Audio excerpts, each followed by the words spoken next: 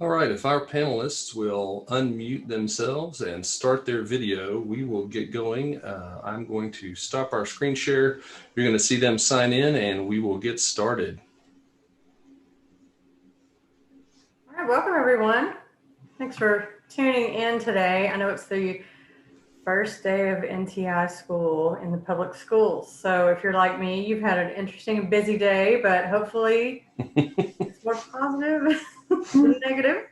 There were a few moments it was touch and go at our house, but all in all, I think tomorrow will be a little better because now they kind of know what to expect. So anyway, blessings to you all that have to do that day in and day out, and those of you who are struggling to do it. So we are going to welcome two wonderful members of the Fayette County Public Schools, the chairwoman of the board, and another employee of Edythe J Middle School, Carla Mack, and we'll hear from them on just kind of the state of the schools and what's going on, and maybe update us on some things we need to know as parents in a community. So we welcome you all, and I'll turn it over to Bill and Debbie. They'll do the introduction. Great. Well, thank you so much, Liz. And of course, thank you to Bill, as always, for being my partner in crime as we co-host the 4 o'clock focus, What's Next. If you can believe it, you always started this in March. And so we are 6 months and going strong, but we always try to bring timely topics and timely presenters, and nothing's more timely than getting folks involved with Fayette County Public Schools on the first day of school. So thank you both to Stephanie and Carla. And we know that we sent out a little bio information on these ladies in the invitation. We thought that this would be a great time to just kind of get the latest information. We also know that this is, we're all learning as we're going. So we understand that information that you guys share today is kind of true as of today, and that we're evolving and learning and making changes to try to respond to the needs as we go. So we do want to encourage any of the attendees to ask questions as you have them. We have several questions that have already been submitted that Bill and I will go through. But I would like to ask both Stephanie and Carla to kind of maybe give us a few introductory remarks. We'll start with you, Stephanie, and maybe if you have any insights on anything you heard about the first day, and Carla, then we'll pose the same to you, and then we'll kind of go from there. Thank you, and thank you for inviting me to speak today. This is always one of my favorite days, and I have to admit, I was a little bummed today that we weren't able to jump on the buses with everybody this morning and read books and hug our little ones. And last night as I was tucking, I have 2 first graders, a second grader, and a 5th grader. And as I was tucking one of my first graders in, he was just like, "Mom, I really want to go to Ashland, and we live right down the street, so we can see it." And I was like, "I know, dude, coronavirus, what can I say? It's killing all the fun. We can go on our Disney cruise and we're not going to school. It's all the fun." So it is disappointing. I think today, was a real reality check for a lot of us. We said NTI 2DL was going to look totally different. A lot of the spring was really about maintaining and trying not to fall behind. And we were just all trying to catch our breath. Now, teachers have had time to prepare. Our kids are sitting down all day on this platform, and it's going to be, it's presenting new challenges, good, bad, and ugly. Is it ideal? No. Is it the best and maybe the worst choices we have? Probably.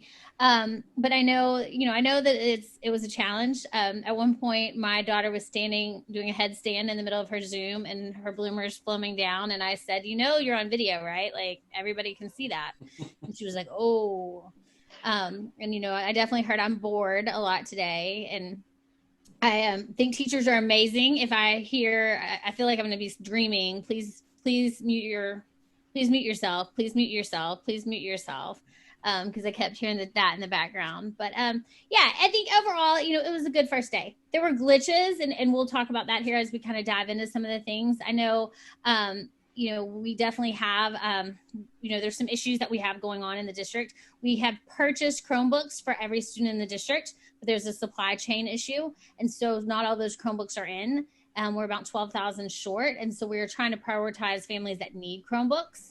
And don't have any devices. And we're prioritizing the elementary schools because most of our high school students have a phone or something that they can use at least. It's not ideal. Again, they've been purchased, and we are a big district with a lot of buying power. So we are at top of the priority to get them. I know a shipment is coming in a few days of some of those. As far as virtual learning, I know there was still a lot of confusion. Some people didn't have the materials they needed. Part of that was actually interesting. We had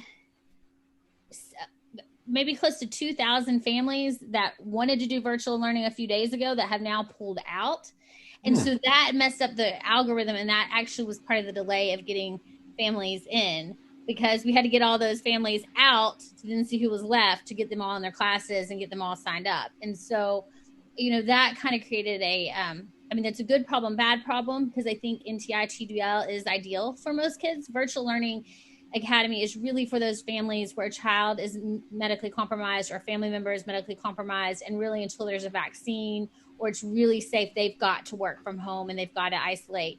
And that's not the case with the majority of our students in our district. So, there were some glitches. There's some things that are going on, but there are good things going on too. I think kids are glad to be back in school, and families are glad to kind of be back in a routine. And so I'm excited. I mean, it was a good first day at this house. That's great. That's great to hear. And, that's obviously with anything, there's always positive and challenges and things like that. So Carla, what are you hearing from your end as, right there inside the building at Edythe J. Hayes? I had the luxury of helping out in the front office today, so that kind of was a little hectic at the beginning of the day, probably about from 8 to about 8:45, everything, phones were, blowing up with everybody trying to get on the Zoom meetings, but, our staff kicked in, we're answering the calls, and it worked out. I've got a 7th grade son at home, so he was able to get on with no problems. We had a lot of suggestions from parents. One of our staff members, she has triplets, so she suggested that we create spreadsheets for all the Zoom links and just put it in one location. So that made it easier for some of our students just to get that quick reference to get on the Zooms. But like I said, it's gone pretty smooth here. We've had a couple of glitches with the Chromebooks, and I think my biggest concern right now is the hotspots for the families that don't have access to Wi-Fi at all.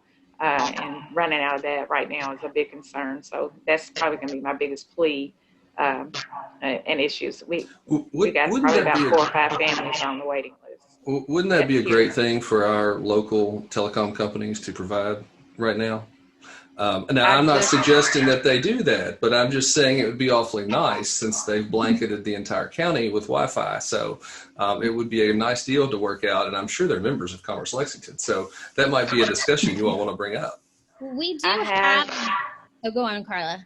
Oh, I'm sorry. I have a parent that owns a tech company. He just went to T-Mobile and purchased 3 hotspots for me. He's headed to Verizon as we speak to drop 2 more off and just donating those just to help families. So we do have people in the community that are willing. So we do appreciate those parents and community people that are trying to make it happen for our families. So just to give you a quick synopsis, Bob, we had about 2,000 that we ordered. And as of the beginning of the year, we only gave out about 500 last year. And then in the last week, they exponentially went out. So we had a bunch, and then now they're going out. So we've placed another order. It should be in today, tomorrow. I was told it'd be in this week to get a very significant order. And I believe it is part of a grant or part of a program. There's some funding there for it. It may be using coronavirus funds. But yes, so we are on track to get those hotspots into everywhere. But I believe the need is exponentially. I sat in one of my kids' orientations, and this is a class of 25 kids. 3 parents in that meeting asked for them. So I think that the need is exponentially increasing in our community as this goes on. And so that's why we've seen everybody come back now and say, I have to get this. And so so that is a big issue, but we are trying to get those all into our hands of our students as well.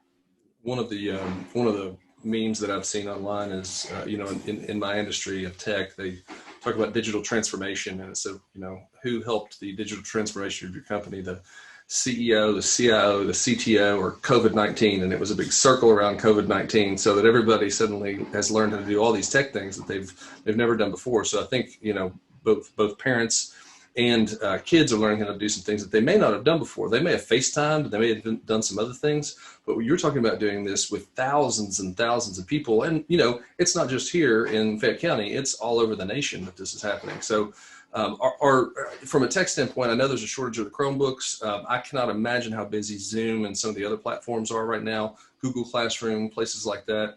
Are there other things that you all may need from the community? Like, you know, Carla, you mentioned that you got a couple of hotspots going out. Are there things that some of the participants who are on today may be able to help out with? For me, with my role with the Youth Service Center here, you know, we work primarily with families that are, you know, struggling or need the basic needs. So, of course, we were always needing school supplies and things like that. We've had a lot of communities partners do the, you know, school drives, the school supply drive. So just because they're not here in school, still that, you know, they need those supplies at home. So we'd like to reach out to the community to provide those. And then our district is distributing items, household items, cleaning products. We're still picking those up like every 2 weeks from the district. So that's always a need. And our district is working really hard to make sure that our families have. Can I have a custodian to the front office, please? Perfect timing. Hey, you were here at school. Custodians are always needed. I apologize for that. But yeah, we, of course, you know, we're going to start up our food bag program, backpack program on September, the beginning of September. So every Friday we're going to be distributing food and getting food out to our families. So that's always a need. So food, household products, hygiene, those things that everybody's needing right now, we definitely see a need for our families. Okay. Yeah, and if there's anything else, feel free to let me know later, and we can put that in a list for our members to get as a reminder if there's anyone who doesn't want to donate or help out in any way. And that extends on, because this will be on our YouTube playlist after this. So there are other people that might be able to reach out and help as well. So if there are needs, and not just in your school, but Stephanie, for the entire district, I think that'd be great, because I know there are a lot of kids who are in need of not only the tech help, but also kind of just health and well-being and some other things like that are really good to have right now. I imagine your all's counselors are just overwhelmed.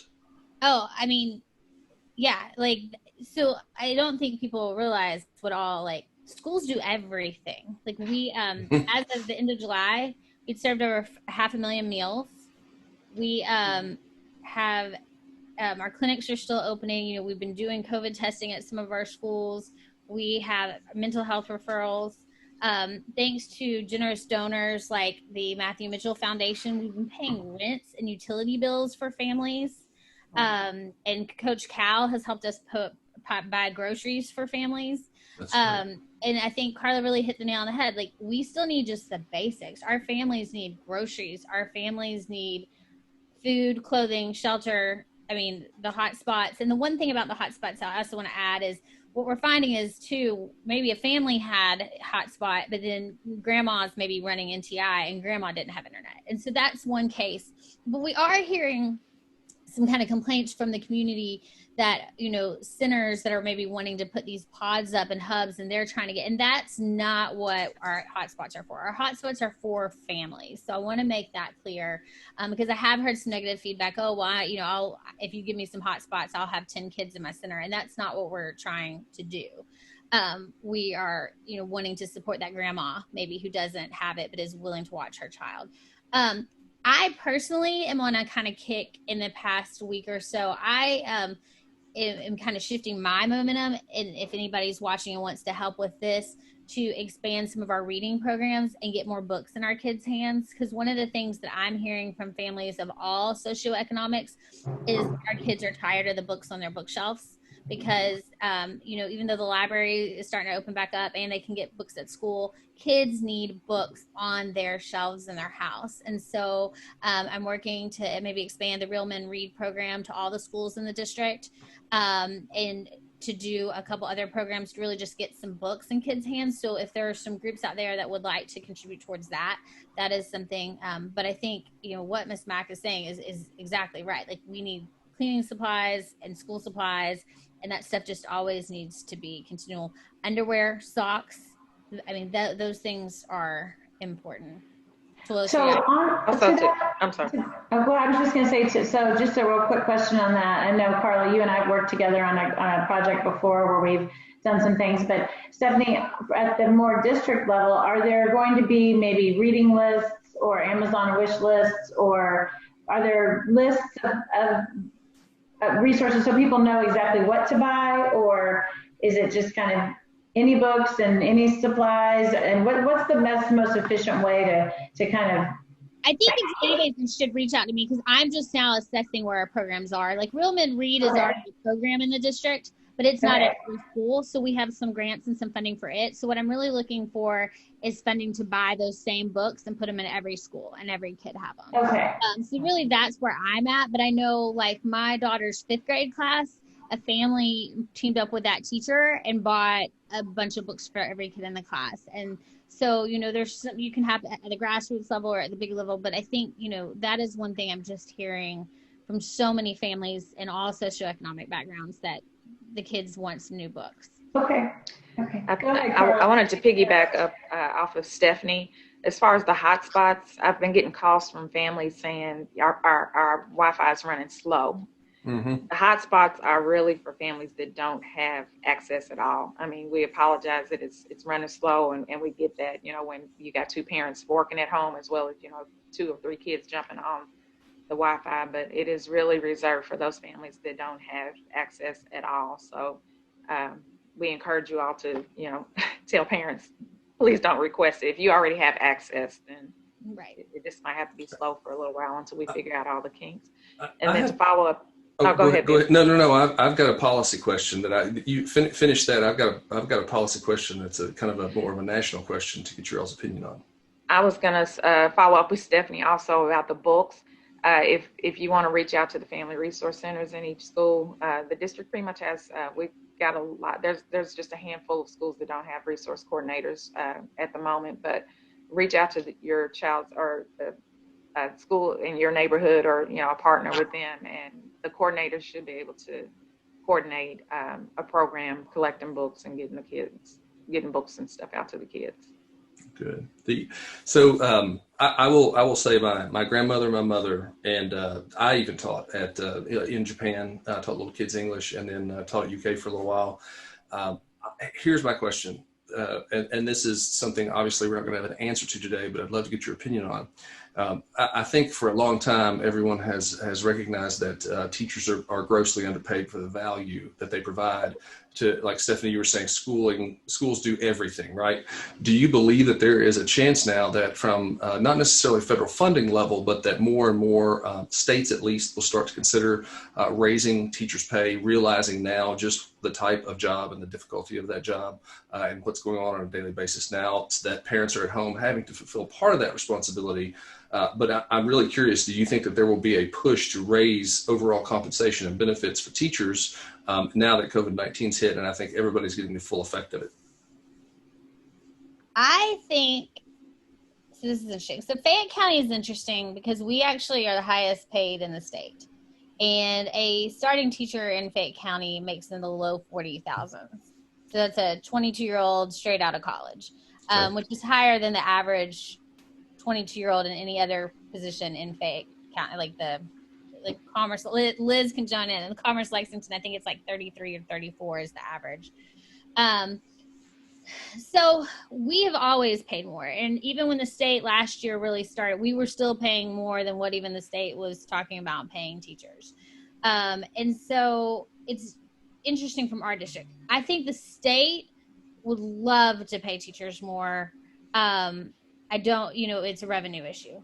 At the federal level, I have some significant concerns. I think that the reason we're not seeing some of the direction from the leadership is organically what is happening is school choice. And some, you're hearing it from families that are, okay, I'm going to go hire a teacher. They're going to come tutor our kids. We're going to get 10 kids in a pod. Why are we paying our taxes? We should have vouchers.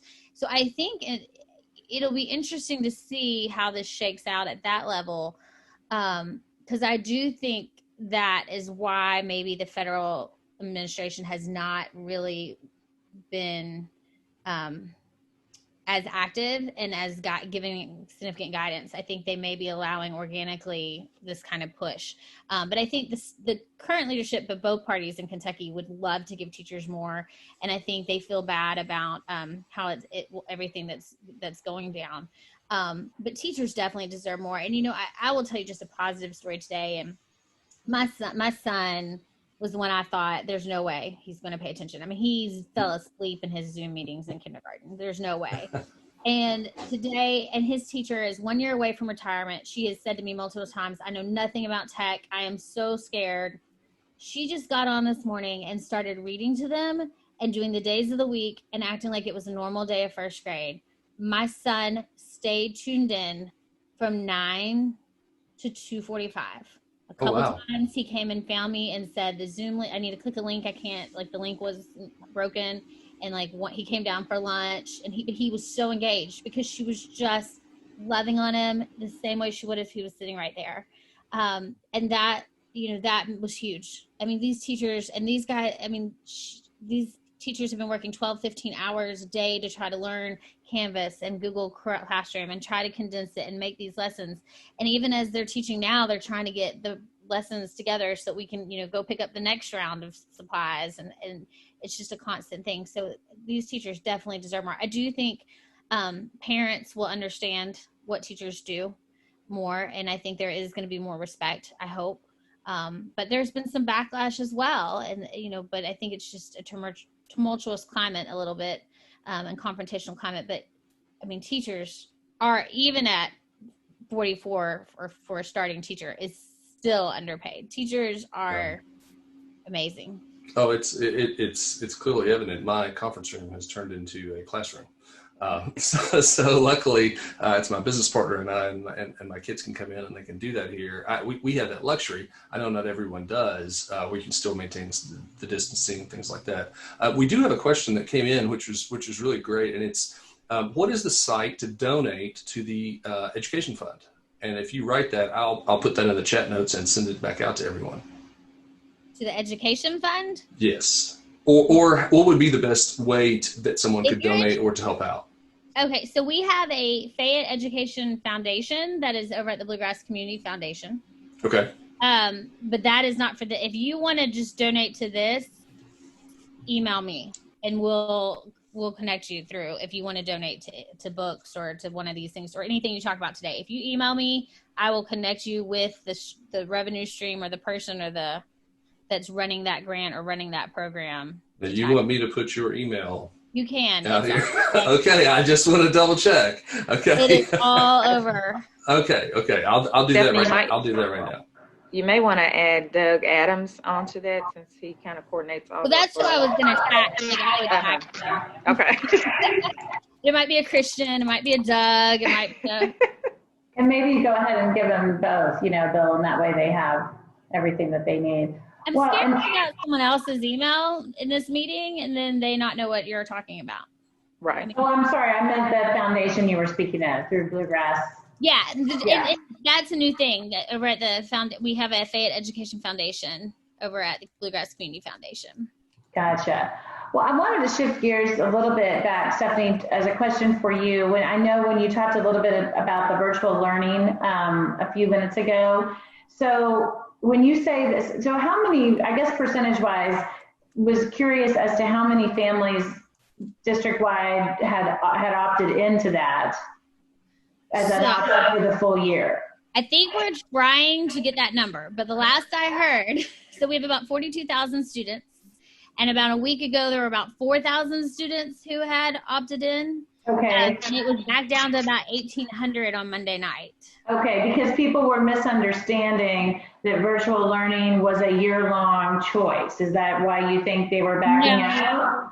I think that virtual learning is a semester long, but it really is more of a deal for a year. I think that families thought virtual learning would be connected to their school, their home school, and it's its own independent school. And so families are leaving, and the reality is it's just not financially feasible because, for example, you might have 5 kids at one elementary school all want to do virtual and they're in 5 different grades. So how do you make that look So that's why all the virtual kids need to be pulled in together so that we still have class sizes with the same ratios. We're able to staff, and our staffing is, there's been some, so we purchased this program, the Florida Virtual School, and it's a program. And some other districts across the country are employing Florida teachers, but we are not. We have hired teachers. So we have some high-risk teachers teaching the program. We have some new teachers teaching. We have some retired. We have some of our best subs. And then we also have teachers who are teaching other classes who picked up an extra class. So think like physics or French or something like that. Instead of hiring a whole new teacher, a teacher at one of the high schools can pick up one more class and do it virtually and teach that group.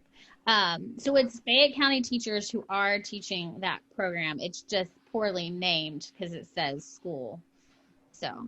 Okay. Well, it was just one of the discussion points we had when we were creating these questions was, because it's a purchase program, I mean, how different is it from the curriculum that you would be receiving at your same grade level if you were attending, the NTI classes? And so then are you commensurate with the education that you were getting if you were being taught in that manner, or is it vastly different? So I think that's where I was kind of headed with that. Well, and it is be very comparable. And because, both programs should be equally rigorous. Both programs should have the same schedule.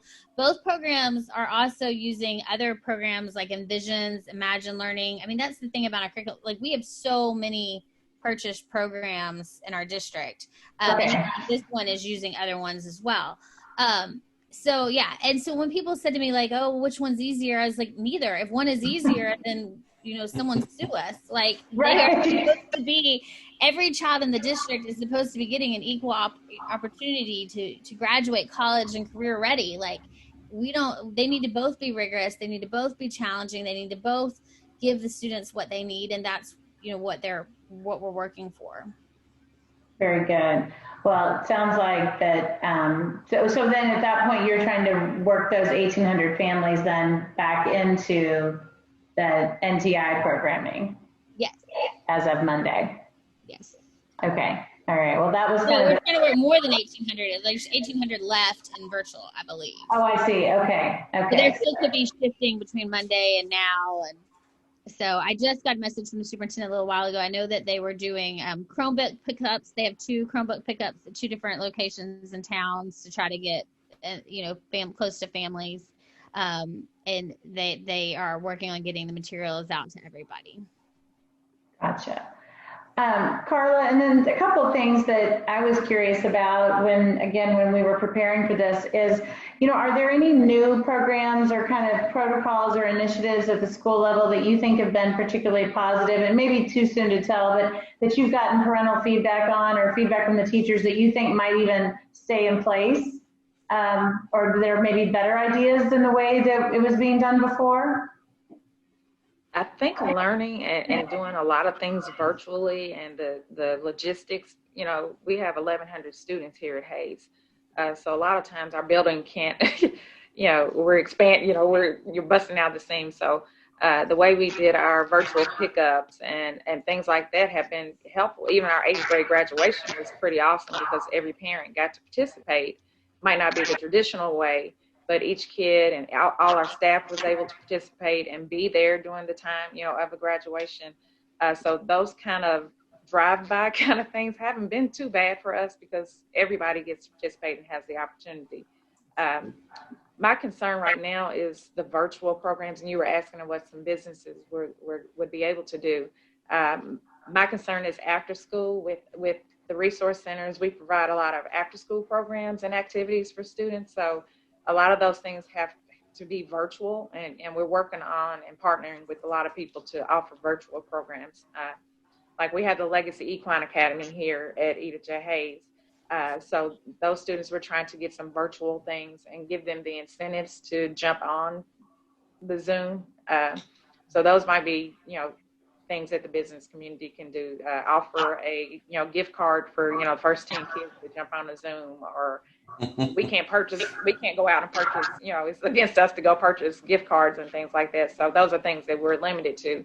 But if you have door prizes or access to things like that to give kids incentive to jump on after school hours for, parenting workshops, those kind of things. That's my concern right now, is offering the extended programs that students benefit from that we offer through the resource centers. Carla, do you want to touch on the social emotional learning program that we as well? Yes, the social emotional. Yeah, that has been really, we started, our students take it on the 4th hour today. So it seems really positive, with everything going on with the kids and, their mental state right now with everybody. I think it's been good to just have a touch base. Here at Hayes, we adopted, each staff member is required to touch base with 10 kids. So each person has been assigned 10 kids, and we have to touch base with those students per week. So to not overload our counselors or, the front office, for contacts, those kids so my 10 kids contact me if they have an issue with Chromebooks, or if they are concerned or anxiety, they can contact me, and then I'll disperse or, give them the resources they need. So that's been a really good program. We've always had something like that, but I think it's more beneficial now more than ever to have that one central person, and they can truly contact. We send Google links out to say, how's your day? It's a little survey just for them to check in. So that's been really helpful, just to kind of, since we can't see the kids, we can kind of at least get a feedback and get some data on how they're doing right now. So. Yeah, that I don't know. Not everyone knows it, but one of our most popular recordings that we did out of this 4 o'clock focus is the health and wellness piece. And so, if anyone does need any of the resources there, wants to hear any comments, feel free to look back at the playlist. It'll be in the follow-up email that comes out after this, and you can also look for it on YouTube. And they've got some great tips for both, some physical health items, but the area that really resonated with a lot of people were the mental health items. And I'm looking at the stats, and we've still got, that's still by far our most popular engagement that we had. It's quite interesting to see, but everybody is looking for that kind of help right now, I think. That kind of, and even our comments that we get when we do this, they tend to be in the realm of, paraphrasing, it's glad to hear what other people are going through so that we can empathize, sympathize with what's going on and be able to share in these experiences. And so I'm curious, are there any sort of parent groups or connections that you all are thinking about having? I'm not familiar with PTSA, if that's still what it's called, but are they doing anything like that to talk about how to handle, schooling at home? Stephanie, did you want to take that, or? You can start. Okay. The resource centers have been partnering with me. I had a meeting with all of our feeder schools. So to eliminate Zoom meeting after Zoom meeting for parents, we all met together to say, hey, why don't we come together, offer a Zoom, because we're having some of the similar families.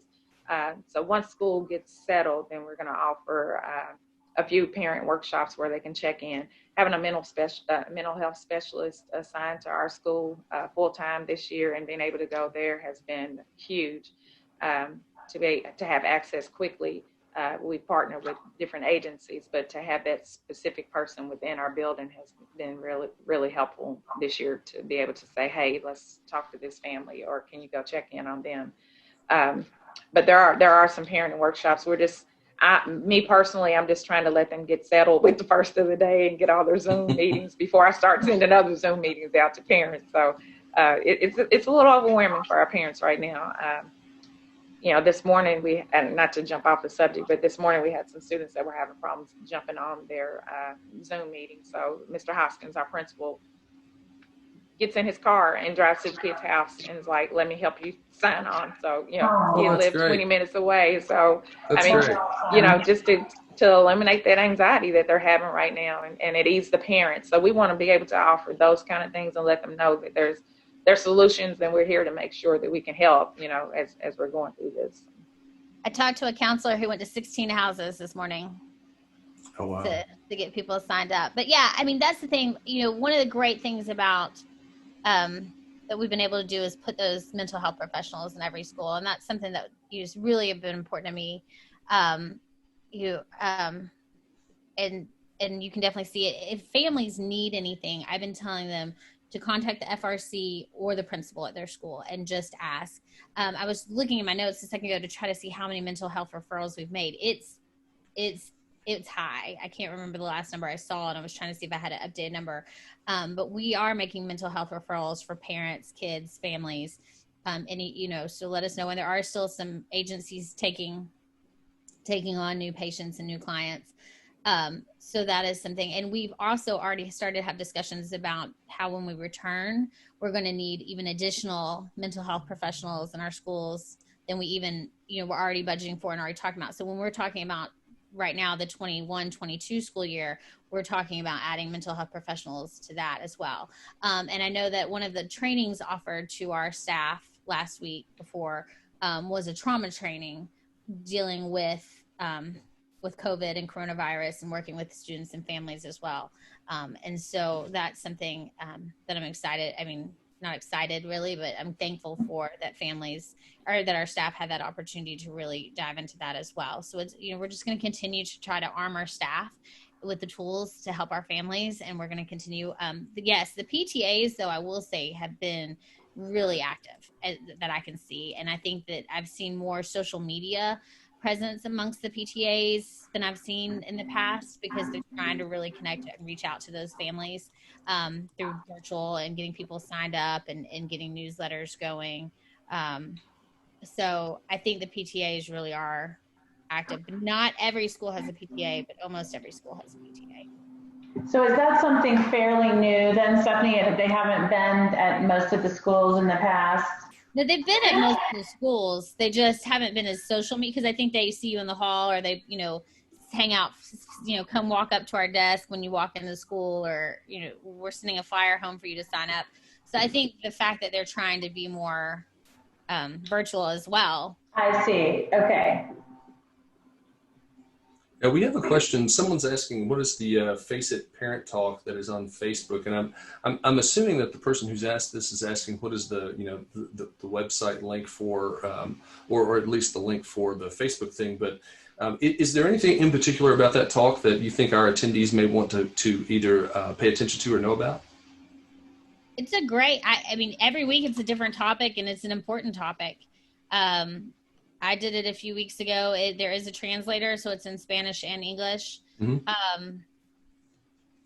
Every week it's a different topic. And it's on Thursdays, I believe, at 6:00. And you can link to it through a Fayette County Facebook page. I honestly don't even know what this week's topic is, but every week they've talked about mental health. They've talked about supporting your kids, what the back to school plan looks like. So I do think it's worth it. I've been catching it. All right. And I just put in the chat, for those people who are interested in this, in the chat, the link to the Facebook page. So you can go there and subscribe if you want to follow along with that video that's every Thursday. We've only got a couple more minutes left. Are there any kind of closing comments that you all would like to make? We've talked about what is occurring as of today, because it's such a big issue for us. But if you think 2 to 3 months from now, you have any foresight into what are we going to do, trends you may see, things you might want to be ready for as a parent, teaching at home or trying to teach at home and work from home, or live at work, as it may be? So I'll take this first of all. If I had a crystal ball, I would tell everybody what we're going to do, but I don't. And every time, I mean, the biggest thing is, we've got to be ready. As soon as we make a plan, we're going to learn something new, and the plan is going to pivot, is the new word. Pivot is one of those words I never want to hear again after 2020. But what I have told parents, as a parent of 4 kids, I have mentally prepared to be home, have a child at home throughout the whole year. And I hope that is not the case. But to me, to really mentally have a plan in place for worst case scenario and then be able to back off has been very helpful. The other thing I have done, I own a business, I'm a school board chair, and I have 4 kids, is that I have block scheduled my day. And that has really helped me, and I have made my clients know, my significant other knows, this is what I'm doing. And so that has allowed me to schedule my meetings and to be really efficient and to be there when my kids need me for NTI, but there when my clients need me as well. And it has reduced my stress load significantly. And so that's that a great tip. the things that I'm telling families is just block it. Don't try to do it all at once. Focus on this and then focus on this. And even, you step outside the box a little. So one thing I said I would never do is put TVs in my kids' room. You know what's in my kids' rooms now? TVs. Because at the end, if you get all your NTI done and you do the things you want to do and you want to sit there and watch a show quietly in your room, I will give you the remote. So I keep the remotes, but I will give you the remote so you can do that. And then that allows also some time for working. Because that's where I messed up in the spring. I did not give myself time. Like I was going from 6 a.m. to 11 p.m. and just trying to do it all, and was not self-care at all, and not taking that downtime. So those are kind of some, I think that reward system, whatever it is. I did give out gummy bears today. Like if you make it to the break at 10 a.m., you will get gummy bears, and you got to do what you got to do. The dentist will thank you for that, although I would do the exact same thing. We have Jolly Ranchers. Carla, how about you? Yeah.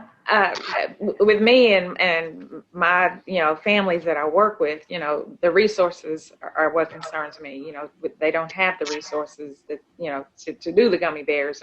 That's why I was saying to offer those kind of incentives for families that might not have those resources to help their students, get along throughout the day. I think it's been great. I think our school is, I can speak for Hayes.